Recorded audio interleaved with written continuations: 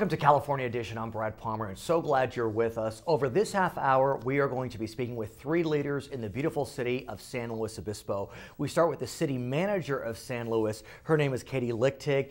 When we come back, we'll be speaking with her number two, the assistant city manager. His name is Michael Codron. And then we'll be speaking with someone who's in leadership at the San Luis Obispo Chamber of Commerce. I thank you for coming onto the program. And I'm also pleased to read that I think it's fair to say the city of San Luis has turned a corner. Talk to me about how it's turned that corner. We've been on a financial sustainability journey for more than 2 years. Just as you joined the city yes. from Southern California. So. Yes, and the economy was much more challenging than we ever anticipated. I think we anticipated a little bit more optimism in terms of the recovery. Although what's interesting is when you look at San Luis, both the city and the county, relative to other cities and counties, it hasn't done as badly.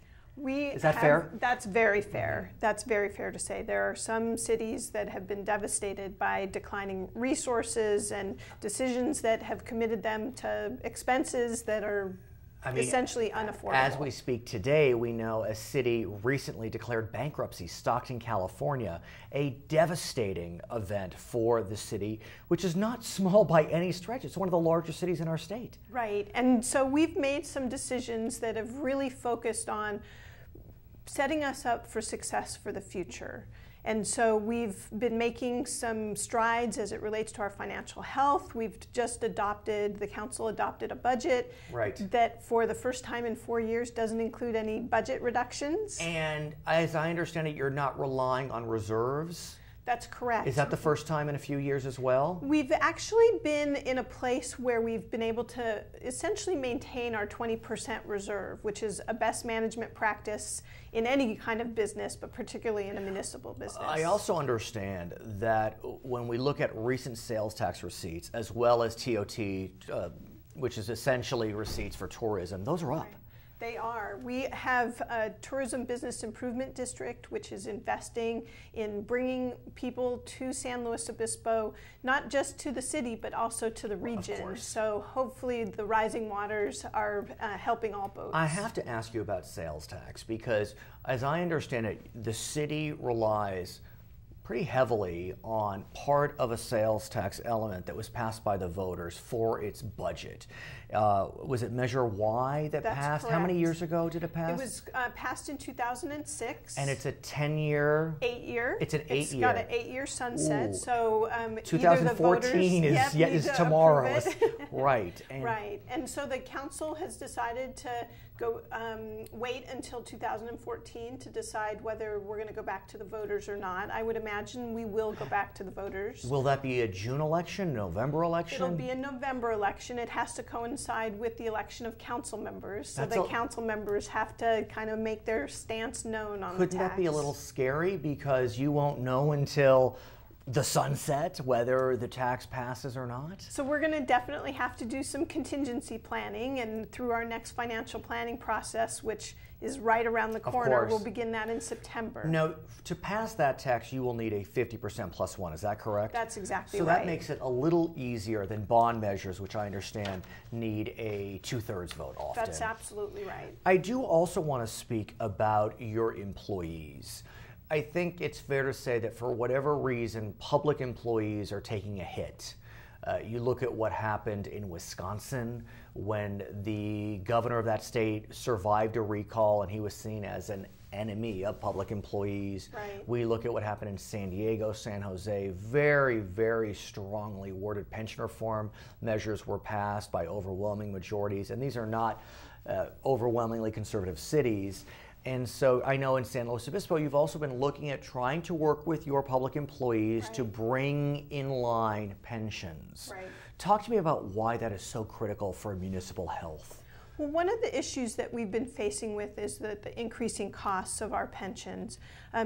Traditionally, employees haven't paid the employees' share, so the employer, the city, has paid all of the costs associated with retirement. And so we've negotiated with our employees, and I give them a lot of credit because this is a painful time for employees to take pay cuts, but they've essentially taken pay cuts to help set the city on the path by paying their own employees' share of PERS. Now, and PERS is the Public Employees Retirement, and it's through California, as I understand. That's correct. Now, as we speak today, you have negotiated successfully with almost all of your bargaining units. That's correct. We've achieved 83% of the target, which was $3.1 million in savings to the city. Now, what's interesting is, I believe it was last August, there was an initiative on the ballot in San Luis Obispo that basically gave more power to the city council as it relates to benefits. And I think it's fair to say that the city and the bargaining units were not in good stead on that issue. Were you able to get past that? There was tension in the aftermath of that election. Which was a blowout, a landslide in favor of more power to the city council for bargaining. That's correct. And I think that we have been able to get through it through education, really good communications, and really talking about the future and being focused on the community's best interests. When we look at the state of California, we know that they have taken tremendous hits as it relates to their bond rating. And it's costing the state so much money to borrow, which just adds more and more to the deficit. I was stunned into silence when I read that in the city of San Luis Obispo, the exact opposite happened. Yeah. Tell me what happened with your bond. Your bonds. We've issued 2 refinancings recently, and in both cases, both for the water fund as well as for the general fund, the bond rating agencies gave us a glowing report. Our bond ratings were as good as they can be in a city in California these days. So you're still impacted a bit because you are in the Golden State, yes, or the Bronze State, maybe we should say. I'm afraid that we are. Our revenues are sometimes dependent on the state's will. And I do want to talk about that because people may not realize, but cities are really not arms of the state. Counties are arms of the state. So county funding is almost 100% reliant on Sacramento, but you're not. No, we're not. The state has done miraculously interesting things to try to take money from, and that's evidenced by redevelopment agencies that have been abolished. Now, how lucky that you were one of the cities that did not have a redevelopment agency. I'm very grateful to my predecessors and the previous city councils. But how reliant are you on the state for funding? I mean, is there some reliance? Well, we are, but the Constitution has been changed to protect cities, and so we lose about $3 million a year every year from previous state takeaways, but we're now protected from Was future. this Prop 22 that passed? Prop 22, yes, right, exactly, and Proposition 1A way back in the day. Way back in the day. That being said, one of your major employers, you actually have a few major employers that are, let's call them arms of the state. Cal Poly San Luis Obispo, the Men's Colony, Cuesta College. I don't think Cal Poly's in city limits, but Cuesta is. No, neither are. But still, right. People live in San Luis Obispo who may be working. What about Men's Colony? Is that in city limits? It's not in the city limit. But still. Exactly.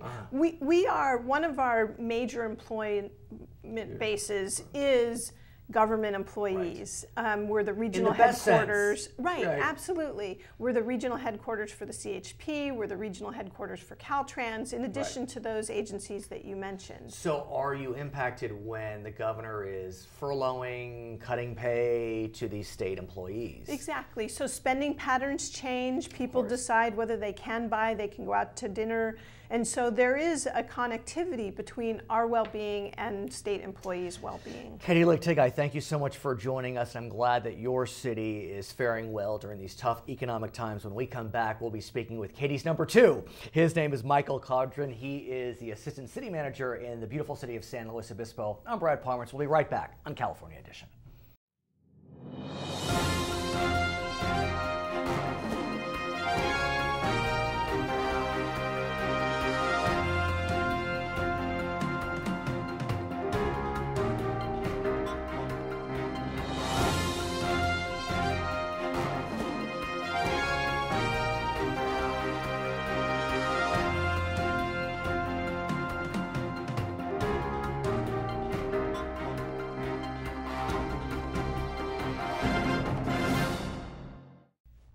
Welcome back to California Edition. I'm Brad Pomerance. You've met the city manager for the city of San Luis Obispo. It's my pleasure to now introduce you to the assistant city manager. His name is Michael Cadron, and he has been focused on economic development. And I want to talk about the current focus of the city, and that is to support the creation of head of household jobs.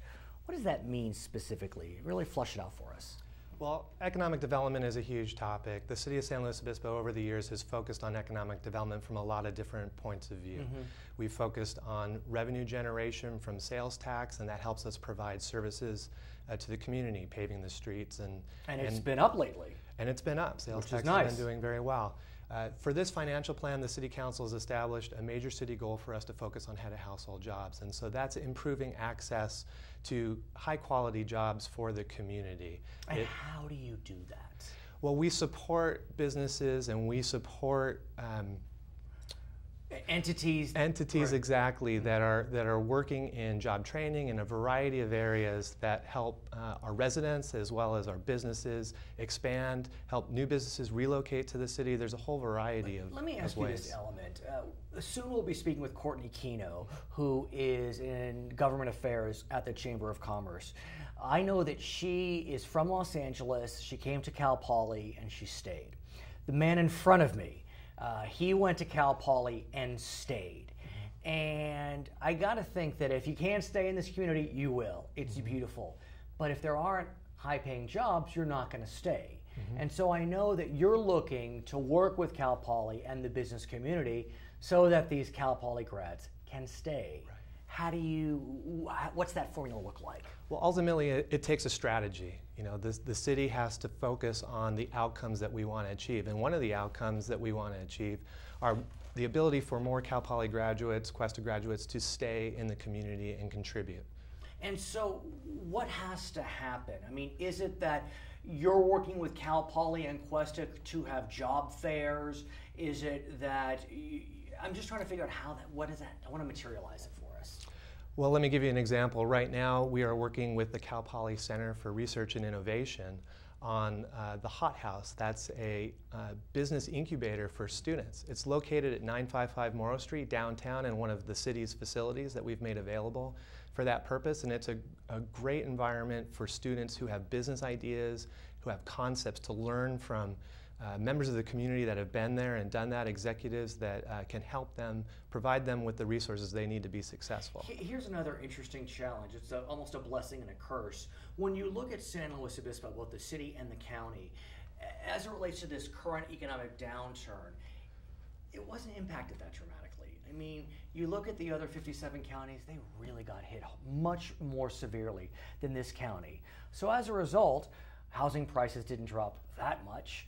And San Luis Obispo is known for a fairly high standard of living. And so you're a college graduate, you want to stay in San Luis Obispo, but it's kind of expensive. And so how do you bridge that gap? Well, ultimately, our strategy has us taking advantage of the quality of life in San Luis Obispo to help add value to business ventures here. So when you think about the slow life, you think about the recreational opportunities that we have. You think about the culture. For San Luis Obispo, for a small town, small county, we have great access to the arts here. And when we get great press from Oprah, from books like Thrive, right.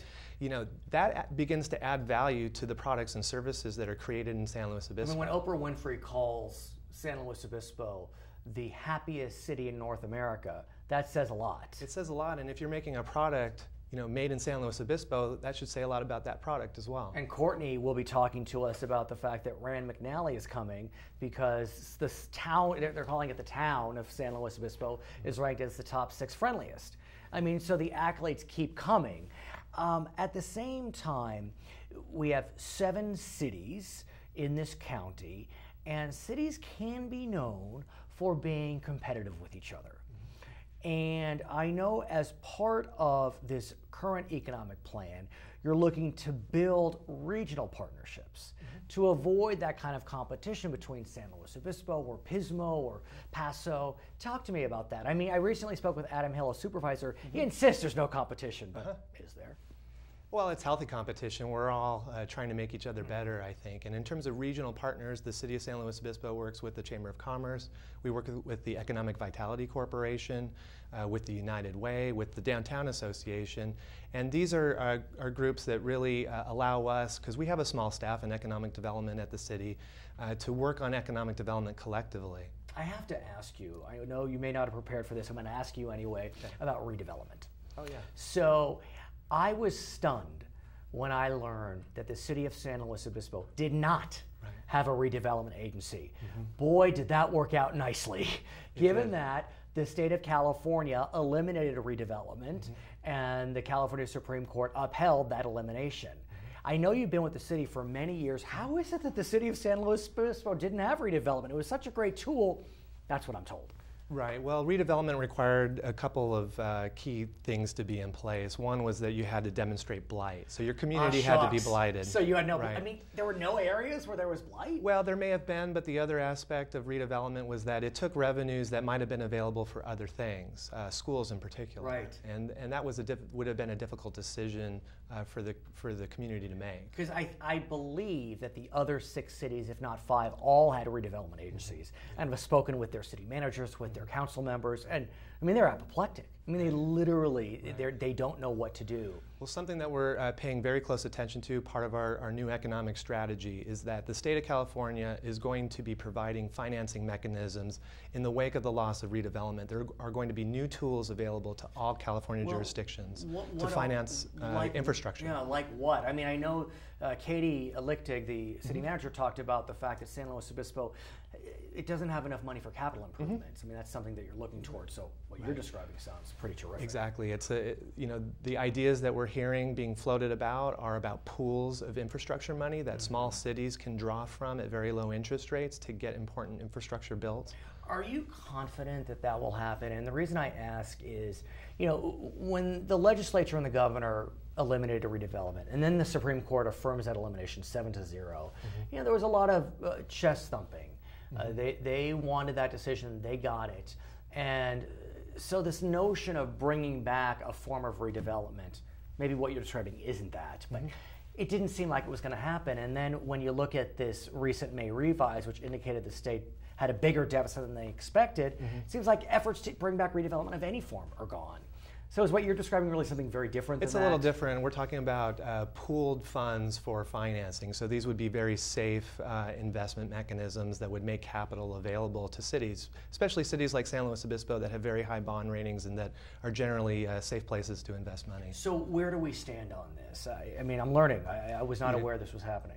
These are early ideas, and in terms of my confidence of one of these ideas, being available to us, I know that we're monitoring it, and that if there are any new mechanisms available for infrastructure construction, we're going to be on it. So speaking of the state, it's interesting.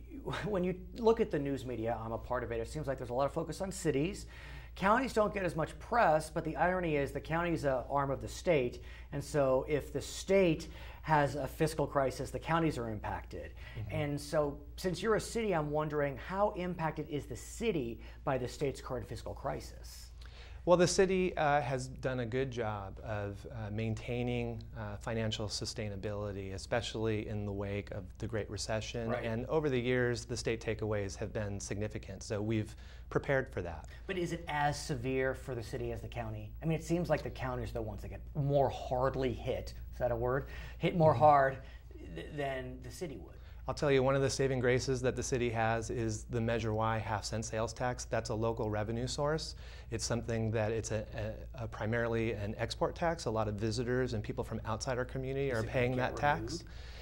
Well, that'll be a decision that our city council will make in terms of whether that gets in front of the voters in 2012 in 2014 for reauthorization. His name is Michael Codron. He is the Assistant City Manager for the City of San Luis Obispo. When we come back, we'll be speaking with Courtney Kino with the San Luis Obispo Chamber of Commerce. I'm Brad Pomerance. We'll be right back.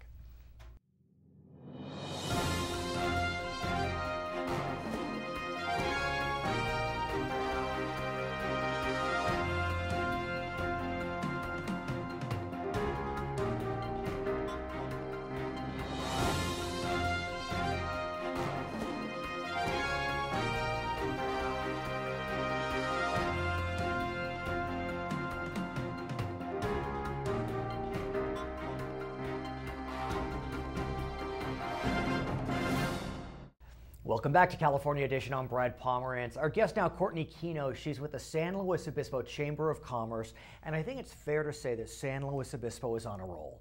You have Oprah Winfrey, maybe a year or two ago, calling San Luis Obispo the happiest city in all of North America, and now another organization is about to call you, or has called you, put you on the top list of friendliest towns in America. Exactly. Rand McNally and USA Today have teamed up to do this Best of the Road competition, and they did an online survey earlier this year and had everybody weigh in. San Luis Obispo was one of 6 in the nation that were qualified for this friendliest town recognition, and so now we have them coming into town. Yeah, tell us about it. Yeah, they're going to come in, and the chamber is going to host them for some of their activities. They're going to be going to Blues baseball game and concerts in the plaza and some other events, farmers market on Saturday. Are they going to be here on a Thursday night? They're not. I know, we were so unfortunate. Farmers market. That's the best part of San Luis Obispo. I know, but we couldn't get them in on a Thursday evening. We're the last stop. They started in New York and have been traveling across. We got to do something to defeat those cities. Oh, do you know them actually? I do. We have that information. I don't right now. Okay. But they are a number of cities across North America, and we're the last one. So we're hoping that as the final stop, we can all put on our best smiling faces and be the truly friendly city that we are, and welcome them here. You know, I come here, I love it here, we all live here, but for those of us that don't live in San Luis Obispo or the county, tell us why it's so darn friendly. Well, everyone has an attitude, I think, of giving, wanting to better the people around them. And our staff was talking this morning about how we've had a number of people have babies. And you included. Me included. And the community, just people you barely know are volunteering to bring you meals and to help out in any way they can, and that's an attitude that is community-wide. I do have to say that when you walk around the downtown area on those Thursday nights, if you haven't been to San Luis Obispo, by the way, you need to come on a Thursday night. Absolutely. Because San Luis Obispo has this farmer's market, the street is closed down. You do feel that sense of community, that sense of just happiness, and people are smiling at each other. I get it. Exactly. I mean, I get exactly what you're saying. And apparently the tourists do as well. Yes. Because guess what? Tourism is up in San Luis Obispo. Yeah, they keep Tell us coming. about that. We, as the nation did, there was the past few years, we've seen drops in tourism. And as you know, San Luis County relies heavily on tourism activity. And so what we've seen, though, in the last few months is historic upticks in the percentage of tourists that are coming into town. And, you know, obviously we're very excited about that. Our visitor center over the summer gets hundreds and thousands of people coming through. We have 65,000 people actually come through our visitor center each year, which is just amazing. We can have 300 people in a day. That's amazing. And so it's really exciting times, I think, for all of the businesses in our community that rely on tourism. And what's nice is, you know, I was actually recently at a rest stop on the way up here, and I heard people speaking foreign languages, and it's clear to me that what's happening is people are taking tours of the Central Coast. You know, they're kind of, it's like Santa Barbara to Hearst Castle and what's right in between San Luis Obispo. Yeah. And so it's so well located, it's so beautiful, and there's, you know, there's just a lot to do, yet you're not feeling overwhelmed and crowded. Exactly, and we have so much. One of the things that the Chamber is advocating for is this new Juan Bautista de Anza Trail, which I don't know if you've heard about it. It'd be a Class 1 path, which is similar to the Bob Jones Trail, an upgrade where you can ride your bikes, walk, even ride your horses along it. For sure. And there's plans right now to have that, and it would extend from San Luis Obispo to Pismo Beach through Edna Valley, which is about 15 miles, would you say? Yeah. Right. So the recreational opportunities already existing in this county are so abundant. We have an outlet mall. We do. It's all about the outlets. Let's talk about that. Yeah. But speaking of outlets, I do want to talk to you about the economy. Because obviously you're a chamber and you're looking to bolster economic development, economic successes. It's fair to say that of the 58 counties, San Luis Obispo County was not hit as hard as other counties in our state. In fact, Beacon Economics recently said that San Luis Obispo is well positioned for recovery. Can't say that about a lot of other counties. That being said, though, you are looking to focus on a certain type of worker in this region. Talk to us about your focus. Yes, so we started advocating for the city of San Luis Obispo to put resources toward looking at how to create head of household jobs. And we've been speaking earlier in this episode with the city manager, Katie Lichtig, as well as Michael Condren, who's the assistant city manager, and they were talking about that very issue. So give us your sense, because I know you were pivotal in that. Exactly. So they launched in this process to create an economic development strategic plan, which the draft just came out for. And we are helping to steer some of those strategies to a place where we feel will be benefiting the community as a whole, but also the business community in particular. Along those lines, one of the crown jewels in this county is Cal Poly San Luis Obispo, the university. And I know that part of the plan is to try to keep graduates of Cal Poly in the community, like yourself, from Southern California. But in order for them to do that, there needs to be head of household jobs. Yes. And so talk to me about that interplay. Absolutely. One of the strategies focuses completely on regional partnerships. So looking at how to take advantage of our institutions, not only Cal Poly, but Cuesta College that we have right here, to be drawing those amazing minds to these sorts of efforts and businesses here. So it's extremely exciting. We think that we're doing good work working with the city to move it forward. Which is nice. It's not adversarial. It's a very collaborative partnership. I would be remiss if I didn't speak to the head of government affairs for the chamber about the upcoming elections. Yes. We just had an election in June. Yes. There'll be a new supervisor coming in. Morro Bay had some serious turnover in their city council. Coming this fall in November, you have some exciting races. Just as an outside observer, it seems like maybe the most exciting would be the congressional race between Abel Maldonado, the former lieutenant governor, state senator, state assemblyman. He's opposing Lois Capps, the sitting U.S. Congresswoman. Yes, it's a new district. Yes. It's a new district. And so talk to us about that race. What do you see? It's seen as a tight one. Oh, yes, absolutely. And, you know, we're seeing the fundraising and everything just ballooning right now, and everybody's talking about it. And we as a chamber are very excited to Does the chamber endorse?